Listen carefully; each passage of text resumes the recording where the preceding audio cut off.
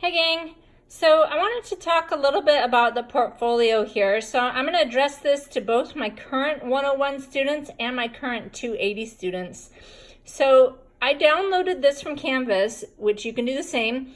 You can see that the items in bold are all what is necessary to include in your portfolio, okay? The non-bolded items are extra, and they make your portfolio really personal if you can include some of the non-bolded items too.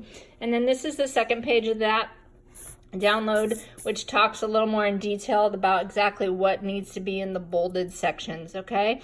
And then it talks about down here, so what needs to be in the bolded sections, and then how the presentation will go, okay? You do need to be in clinical attire when you present. And then I got some examples of past portfolios from Jill, so I blocked out the names here just for FERPA. Now, I will say right off the bat that these are neither of them, there's two of them here, neither of them are perfect, all right? One thing I noticed about both of them right away is that there's no binder tabs. So, you know, when you present, I think the binder tabs will make it go much, much smoother, all right? Now, this first one here, the student did include a table of contents, which is also really nice to do. And she's got everything in page protectors too, which, good idea because, you know, this is gonna get flipped through a lot. We've got a biography. So 101 students, this is your 280 students, this is your self-bio from your 101 class, okay? My current 101 students, this is going to be your self-assessment essay, all right? You want to include that in your portfolio. We've got a resume. Now, 280 students, you guys are going to be putting the finishing touches on your resume this quarter. You do need to have your resume done to give to your final clinical instructors, FYI.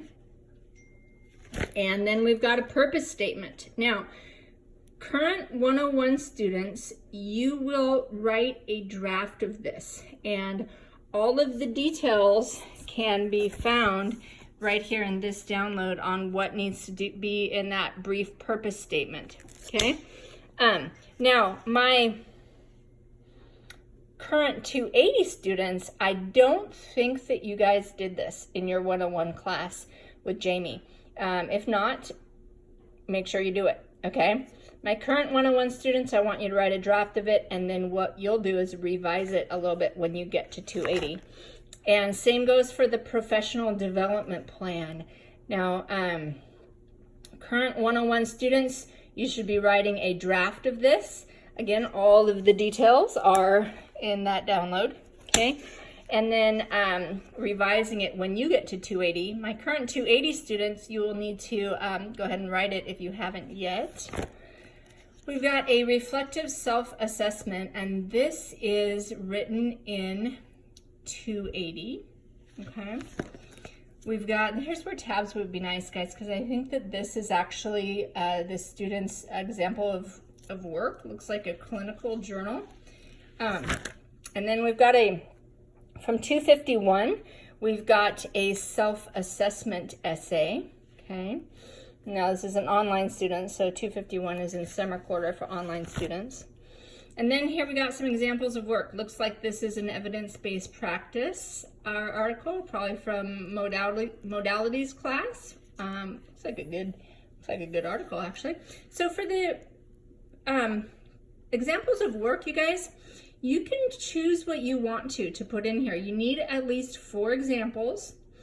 And I would suggest including, you know, not only your best work, maybe include stuff that you grew from. It's really nice if you can include work that has instructor comments on it. Now for online students, you'll need to screenshot those and print them out, okay? We've got another example of work here. It looks like this is from 280, or sorry, this is from Neuro, actually. And then we've got, a 226 surgery report. So again, you can choose what you want to include as far as examples of work go. Okay, looks like this is a posture assignment from Poly 226. And then we've got one of the necessary things you need. Actually, this is not necessary, it's not bold, but the student included some clinical, like her final clinical paperwork from both her first rotation and second rotation. Okay, let's take a peek at this other one. Again, no tabs, but you can see you can make it personal. Colors are nice. Again, photos are good. We got a purpose statement, a professional development plan. Sorry. Self-assessment. Again, this is an online student, so this is the 101 biography that went by your picture. My current 101 students, that is your self-assessment essay. We've got I think this is it should be 251 self-assessment in there. Oh, sorry, we got 151 and 251. And then we've got a resume, okay? The reflective self-assessment from 280. Some samples of work. Now, this is an online student. It looks like she reprinted everything onto one page. Now, you don't have to do that, guys, but if it's easier for you, feel free. It looks like this is from ethics class, The Spirit Catches You example. I love that project. We've got, this is back in the day when we didn't have the SOAP note forms yet. We've got a handwritten SOAP note. Looks like some actual instructor comments for an online student. That is a phenomenal happening that she was able to include that, huh? And again, some graded SOAP notes. Okay, handwritten SOAP notes there. Home exercise program. Again, you can pick what you want to include in there.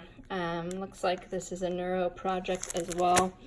And an exam study guide. I'm not sure why she included that. Maybe she thought this was a really hard exam. Looks like logical. It's from neuro. Anyway, and then some clinical experience. So we've got the handwritten clinical forms here that the student included. Okay? So hopefully that gives you an idea of what they need to look like. All right? And have fun with it. I would encourage you to make them really personal with pictures and, you know, anything you want to just kind of pretty it up a little bit to make them stand out. So, all right, gang, let me know if you have questions. Talk to you soon.